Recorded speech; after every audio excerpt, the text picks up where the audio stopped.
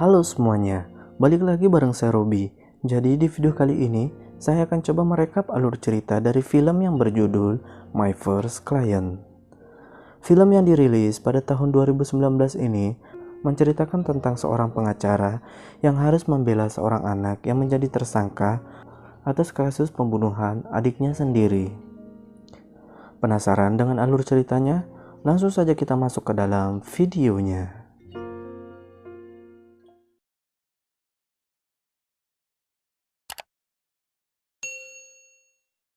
Di awal film, kita akan diperkenalkan dengan seorang pengacara muda yang bernama Jung Yop. Jung Yop memiliki ambisi untuk menjadi pengacara yang sukses dan juga terkenal. Namun, ia kesulitan mendapatkan pekerjaan dikarenakan prinsipnya yang selalu mengacu pada hukum dan tidak fleksibel untuk membela kliennya. Di sisi lain, kita juga diperkenalkan dengan dua orang anak yang bernama Dabin dan adiknya Min Jun. Dabin dan Minjun telah kehilangan ibunya yang meninggal saat mereka masih berusia balita dan tinggal bersama dengan ayahnya yang tampak tidak peduli pada mereka. Minjun yang tidak mengetahui wajah ibunya bertanya pada Dabin tentang bagaimana bentuk wajah sang ibu sambil mencoba untuk menggambarnya. Dabin pun dengan sabarnya menceritakan pada si adik bagaimana rupa ibunya. Dan alasan mengapa Minjun tidak mengetahui wajah ibunya dikarenakan foto-foto ibunya telah dirobek di bagian wajahnya oleh ayahnya. Pada suatu malam, mereka diajak oleh ayahnya untuk pergi ke sebuah restoran dan di restoran tersebut mereka diperkenalkan dengan seorang wanita yang akan menjadi ibu tiri mereka. Mereka pun sangat senang karena akhirnya sosok ibu akan hadir di kehidupan mereka. Awalnya, kehidupan mereka menyenangkan, dikarenakan ada orang yang membantu mereka untuk mandi dan juga memasakkan makanan buat mereka. Namun, semua itu berubah. Ternyata, si ibu tiri memiliki temperamen yang tinggi dan tak segan memberi hukuman fisik pada anak-anaknya jika mereka melakukan kesalahan. Dabin, yang dulunya merupakan anak yang periang, kini menjadi lebih pendiam dikarenakan si ibu tiri yang sering menyiksanya. Dabin pun memutuskan untuk melaporkan ibu tirinya itu ke polisi. Jung Yop yang telah lama menganggur, terpaksa harus bekerja di pusat kesejahteraan anak atas desakan kakak perempuannya. Dan di hari pertamanya bekerja, ia mendapatkan laporan dari polisi bahwa seorang anak mendapatkan kekerasan fisik dari ibunya. Jung Yop pun mendatangi kantor polisi dan bertemulah dia dengan Dabin. Jung Yop bersama dengan rekannya akhirnya mengunjungi rumah Dabin untuk berbicara dengan ibu tiri Dabin. Namun si ibu tiri tidak mengakui semua laporan Dabin dan berkata bahwa Dabin berbohong karena Dabin membencinya setelah ia menikah dengan ayahnya. Jung Yop dan rekannya pun pergi dari rumah Dabin setelah mendengarkan pernyataan si ibu tiri. Dan setelah kepergian Jung Yop, si ibu tiri pun kembali menyiksa Dabin yang membuat si adik Minjun sangat ketakutan. Sedangkan ayah mereka sama sekali tidak peduli dengan apa yang terjadi pada anaknya. Dabin pun kembali mencoba menceritakan kejadian yang dia alami pada gurunya. Namun, gurunya terlalu sibuk untuk mendengarkan cerita Dabin dan pergi begitu saja. Akhirnya, Dabin dan Minjun pun memutuskan untuk kembali menemui Jung Yop dan berharap Jung Yop dapat membantu mereka. Mereka pun mendatangi tempat kerja Jung Yop. Dan Jung Yop mengajak mereka untuk berjalan-jalan dan juga makan di sebuah restoran untuk menghibur mereka. Di restoran cepat saji itu, mereka memakan sebuah burger yang merupakan burger pertama bagi Minjun. Dan saat mereka sedang menikmati burgernya, Dabin bertanya pada Jung Yop tentang bagaimana rasanya memiliki seorang ibu. Jung Yop pun menjawab bahwa dia juga tidak terlalu ingat bagaimana rasanya memiliki seorang ibu, dikarenakan ibunya juga telah meninggal saat ia masih anak-anak. Namun untuk menghibur anak-anak tersebut, ia sedikit menceritakan kenangannya bersama dengan ibunya saat ia masih kecil. Keesokan harinya, anak-anak itu kembali mendatangi Jung Yop sambil membawa foto ibunya. dan meminta Junghyop untuk mencari orang yang ada di foto tersebut dengan harapan orang yang berada di foto tersebut juga memiliki foto yang sama yang terdapat wajah ibu mereka. Dengan terpaksa, Junghyop pun menuruti keinginan anak-anak tersebut dan mencari orang yang berada di foto itu. Namun, usahanya sia-sia karena hal tersebut bagaikan mencari jarum di padang pasir. Junghyop pun sedikit demi sedikit merasa lelah karena anak-anak itu setiap hari mendatanginya. Dan saat Junghyop sedang menemani anak-anak itu untuk menggambar, ia tiba-tiba saja mendapatkan telepon untuk mengikuti wawancara di salah satu firma hukum yang terkenal di kota Seoul. Junghyop pun segera mengantarkan anak-anak itu pulang ke rumahnya. Namun, Dabin dan Minjun tampak tidak ingin ditinggalkan oleh Junghyop. Junghyop pun membujuk mereka dengan memberikannya uang sebesar 50.000 won untuk membeli burger kesukaan Minjun. Namun Minjun tetap merajuk dan hanya ingin makan bersama dengan Junghyop. Akhirnya, Junghyop pun berjanji akan makan burger bersama dengan mereka dan juga memberikan Minjun boneka gorila yang ada di mobil kakak perempuannya. Dan sebelum Junghyop pergi, Dabin meminta nomor telepon Junghyop. Dan Junghyop pun memberikan kartu namanya. Sesampainya di kota, Junghyop pun mengikuti wawancara dan dengan sedikit mengenyampingkan prinsip yang dia pegang, ia pun akhirnya diterima bekerja di firma hukum tersebut. Junghyop pun segera kembali lagi ke desanya untuk mengambil barang-barangnya di rumah kakaknya agar ia bisa tinggal di kota. Dan saat sedang di perjalanan, dia melihat Dabin dan Minjun sedang berdiri di depan restoran tempat mereka makan burger bersama. Namun, karena terburu-buru, ia pun tidak sempat untuk bertemu dengan mereka. Sementara Dabin dan Minjun selalu menunggu kedatangan Junghyop agar mereka bisa makan bersama dengannya. Dan saat mereka pulang ke rumahnya, tampak si ibu tiri telah menunggu mereka. Dan ternyata, si ibu tiri menemukan kartu nama Junghyop dan menganggap bahwa Dabin akan kembali melaporkannya. Dia pun kembali menyiksa Dabin dan si ayah tetap tidak peduli pada anaknya. Dan keesokan harinya, saat Dabin sedang mengikuti pelajaran di sekolah, ia tiba-tiba saja pingsan dan tampak telinganya mengeluarkan darah. Sementara di tempat lain, Junghyop yang sedang melihat-lihat apartemen yang akan dia tinggali, tiba-tiba saja mendapatkan telepon yang ternyata dari guru Dabin. Guru Dabin pun memberitahu Junghyop bahwa Dabin sedang sakit dan terus menyebut namanya. Junghyop pun dengan terpaksa datang ke rumah sakit tempat Dabin dirawat dan bertemu dengan Dabin.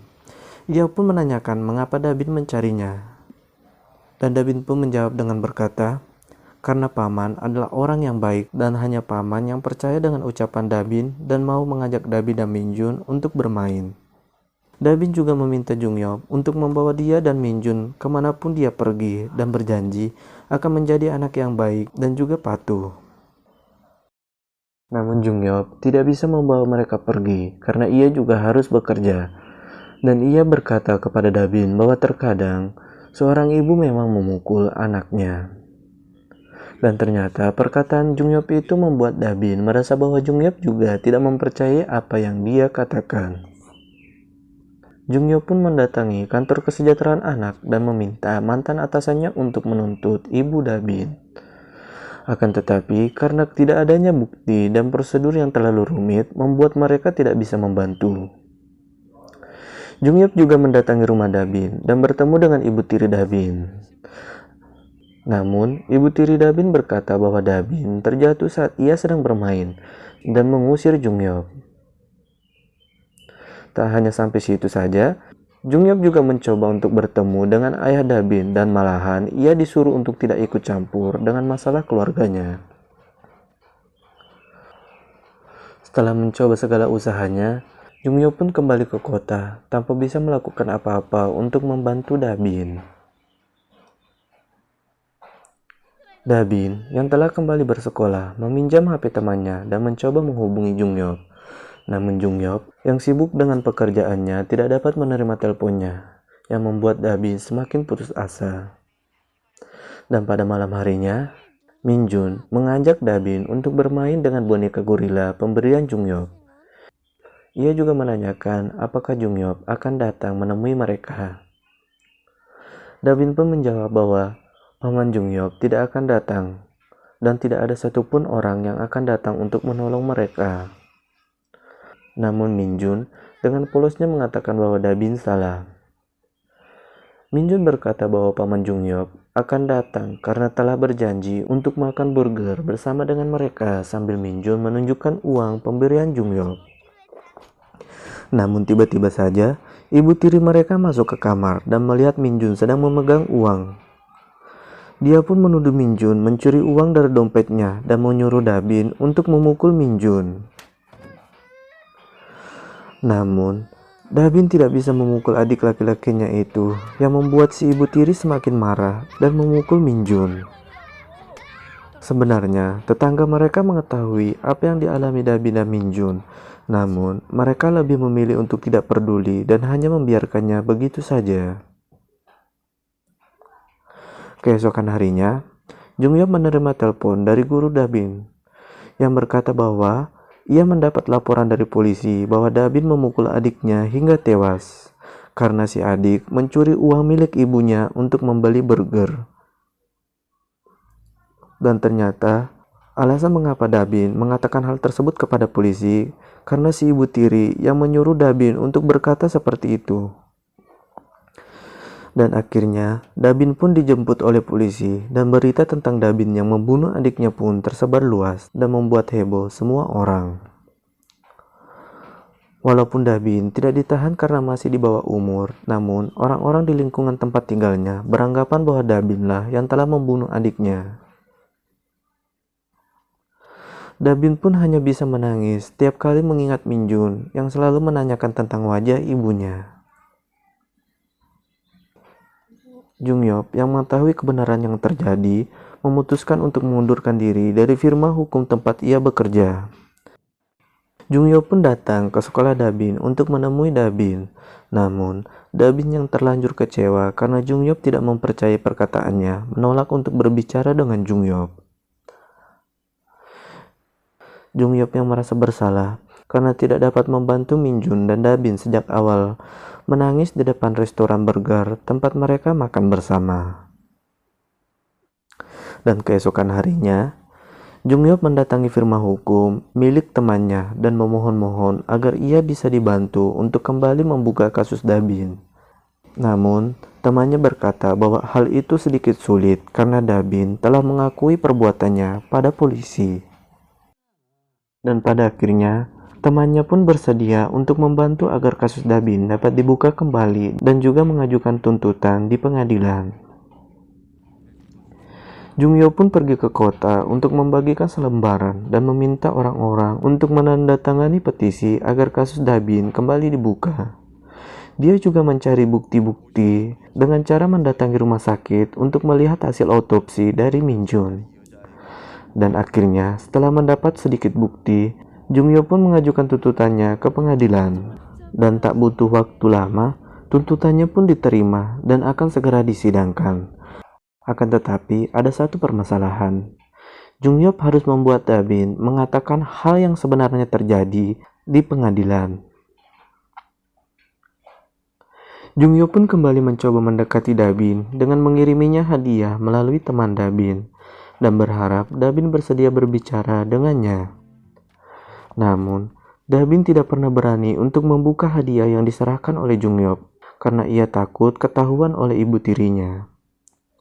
Namun, ia mencoba memberanikan diri untuk membuka hadiah dari Jungyop dan menemukan sebuah pemutar lagu.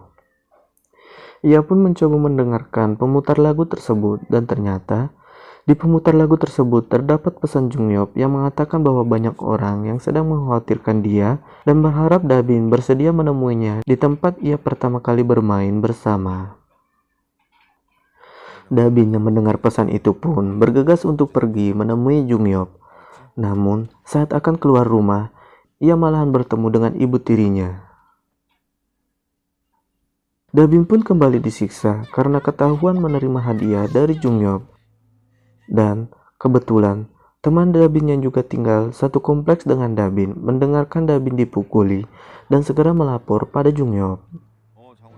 Junghyuk pun dengan segera mendatangi rumah Dabin dan menerobos masuk. Dan saat ia masuk ke dalam rumah Dabin, ia mendapati Dabin telah tergeletak di lantai dan terluka parah.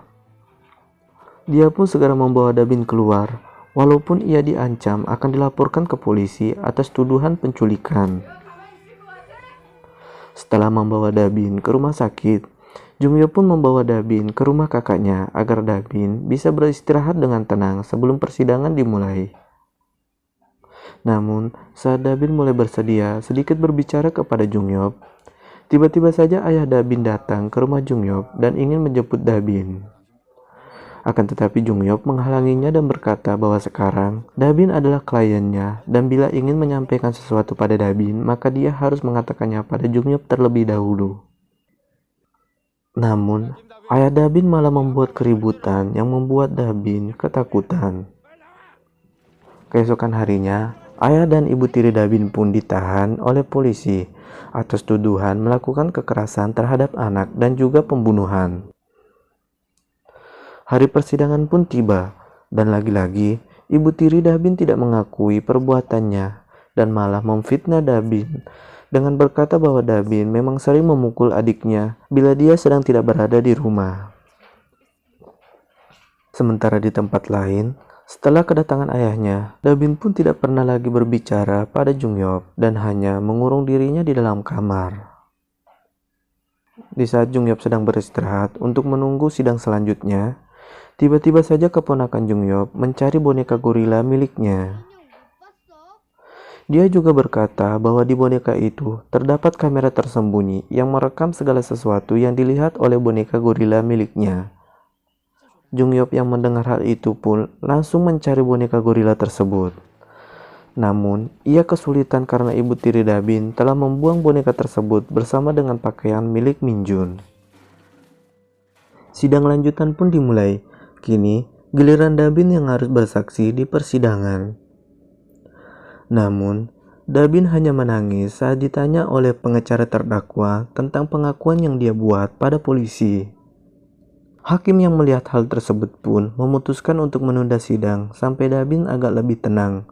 Dan hakim juga berkata bahwa bila Dabin tidak juga bersedia untuk bersaksi, maka persidangan akan ditutup. Junghyuk pun kembali membujuk Dabin agar Dabin mau berbicara di depan hakim. Dan secara kebetulan, teman Dabin yang selalu mengantarkan hadiah pemberian Junghyuk datang ke persidangan sambil membawa boneka gorila yang ternyata dia pungut saat ibu tiri Dabin membuangnya. Dan berkat boneka gorila tersebut, Dabin pun bersedia berbicara. Dabin pun mengatakan bahwa dia memang memukul Minjun sebanyak 2 kali karena dipaksa oleh ibu tirinya.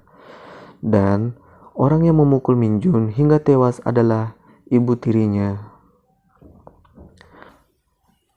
Setelah mendengar kesaksian Dabin, jaksa pun menyerahkan bukti video kepada hakim yang memperlihatkan ibu tiri Dabin memukul Minjun hingga tewas.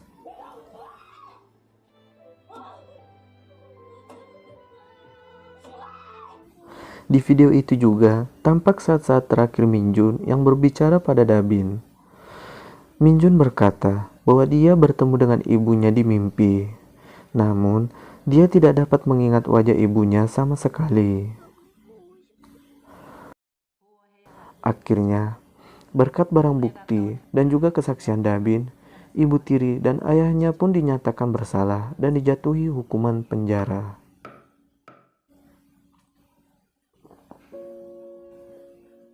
6 bulan kemudian, tampak Dabin sedang berdiri di jembatan tempat ia biasa bermain bersama dengan adiknya. Dan tak lama, Junghyuk pun datang sambil memberikan Dabin sebuah amplop yang ternyata isi dari amplop tersebut adalah foto dari ibu kandung Dabin dan Minjun. Sambil melihat foto ibunya, Dabin pun berkata, "Minjun, kau melihatnya kan? Ini adalah wajah ibu." Dan terdengar suara Minjun yang berkata, "Nuna, sekarang aku melihat wajah ibu dan sekarang aku dapat bertemu dengannya." Dan film pun tamat.